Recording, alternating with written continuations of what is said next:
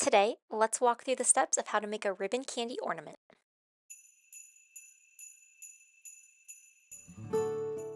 Welcome, I do sewing and DIY related content, and today we are making a ribbon candy ornament. So for this, you are going to need two different types of cotton material, and we're going to be cutting out two strips, so one of each fabric that are 2 inches by 18 inches, and I'll include those dimensions below.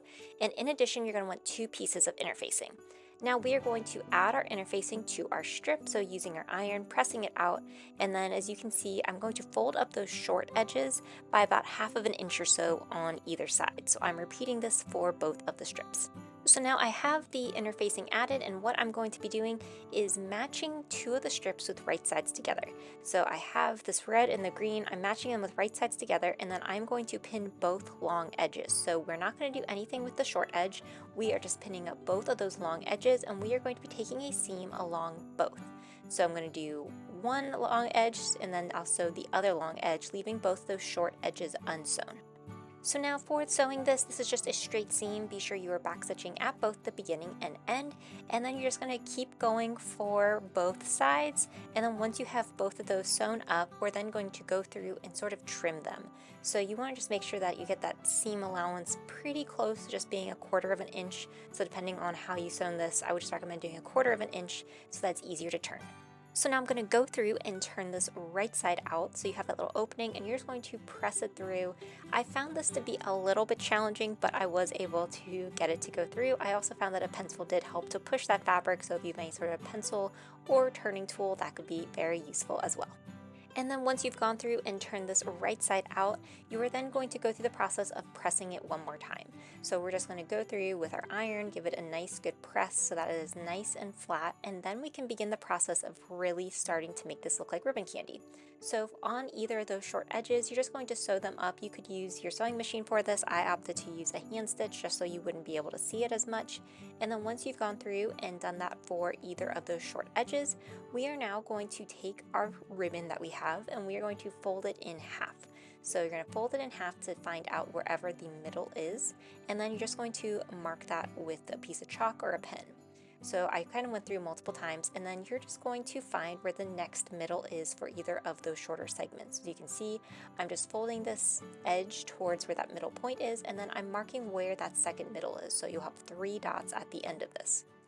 Now what we're going to do is start to fold this in almost like a snake pattern. So matching up where those middle dots are, and you can see that now we have this sort of ribbon candy-like effect. So this is what mine looks like. And what it's time to do now is to get it to hold together to stay like that ribbon candy. So to do this, I just put kind of scissors to hold it in place while I got my needle and thread, and we are just going to go through and start the process of sewing this up. Now online, when I saw somebody had made one of these, they added beads between the layers, and I thought that'd be really fun to do. So I found some of these smaller, sort of almost crystal type beads, and I'm just going to sew those in between each of the layers.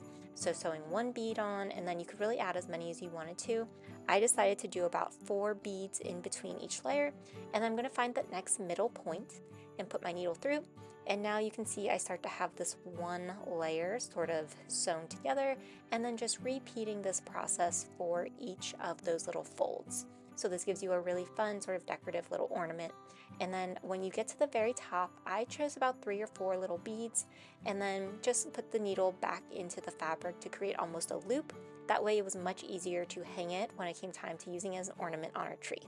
So now here's what my completed ornament looks like. It's actually really pretty. So what I ended up doing was I got a little wire hook, put it through that little loop that I had made with the beads. And then once I had that, this is what it looks like all hanging. So the way that it catches the light's really pretty because of the beads. So both in the daytime, it looks very nice, and at night you can see with the lights, it looks pretty as well.